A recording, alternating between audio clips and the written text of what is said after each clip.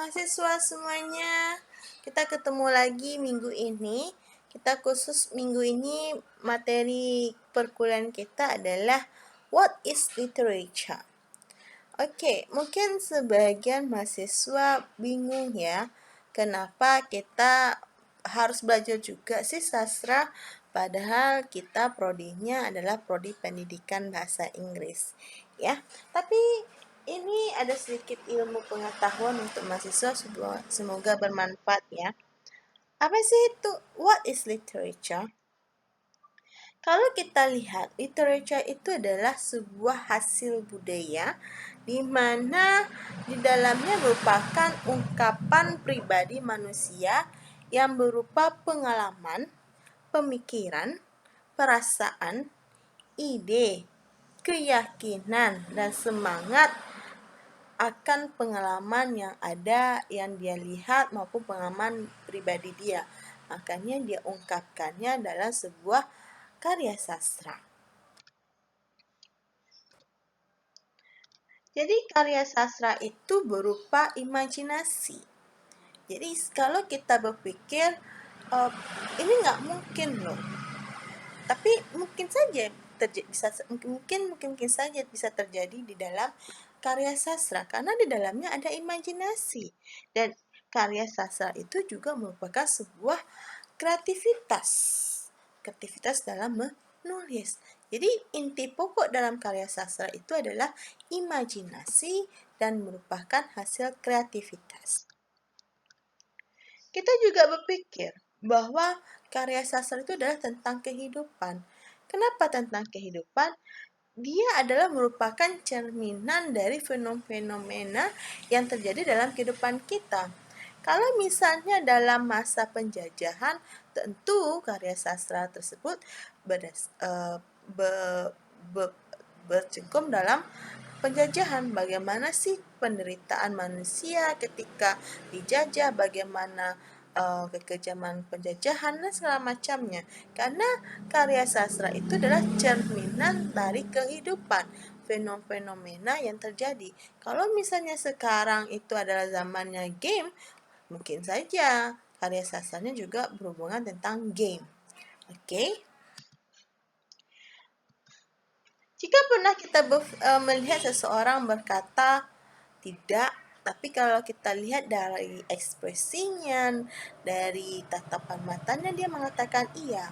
Hal ini yang kita pelajari dalam sebuah karya sastra. Sesuatu yang menyimpang itu yang kita analisis. Kenapa sih bisa seperti ini? Kenapa tidak seperti itu? Karya sastra itu bukan hanya tentang sebuah cerita, tapi bagaimana konten, formnya, dan bagaimana cara penulisannya. Jadi gaya setiap penulis itu tentu berbeda-beda. Dari gaya itu tersebut terlihat kalau ada sesuatu yang aneh, itu yang kita pikirkan. Kenapa bisa terjadi seperti ini? Kenapa si penulis bisa melakukan seperti ini? Oke, tentu sangat menarik ya kalau kita belajar sastra ya. Oke, masih tetap semangat ya, kita lanjut lagi. Itu selanjutnya adalah kenapa kita perlu belajar sastra Inggris ya. Oke, pertama itu entertainment with value. Dengan belajar sastra kita bisa menghibur ya. Kadang kita sih bosan dengan kehidupan ini, lalu kita pergi nge-game. Daripada kita nge-game atau segala macamnya, lebih baik kita membaca karya sastra ya. Karena karya sastra itu di dalamnya tentu ada nilai yang diajarkan kepada kita baik secara langsung maupun tidak langsung. Yang kedua tentang budaya.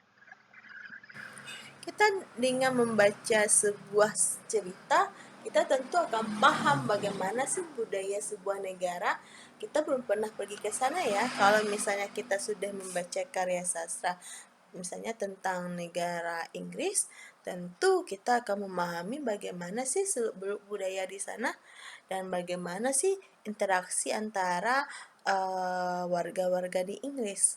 Dan dari sana kita bisa belajar tentang sebuah budaya. Oke, dengan belajar lebih menyenangkan dengan membaca sebuah cerita, walaupun itu merupakan imajinasi. Baik, mari kita simpulkan kenapa kita perlu belajar sastra Inggris itu dengan belajar bahasa Inggris kita belajar tentang problem yang terjadi dalam kehidupan ini dan apa saja sih kesulitan-kesulitannya.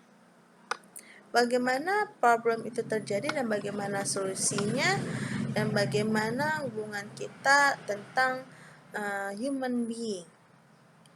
Kita juga belajar tentang dunia ini melalui kacamata karya sastra. Oke, skop dari literature itu dengan scope literature is anything that can be confirmed by human minds. Literature is the which come from life of man, and so it envelopes the life of every man from poor and rich.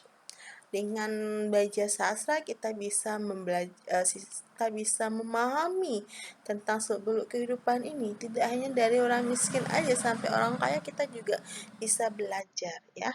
Oke, sekian dulu untuk materi ini. Kalau ada yang kurang paham, nanti kita diskusi lagi di Moodle ya. Terima kasih semuanya. Semoga bermanfaat. See you.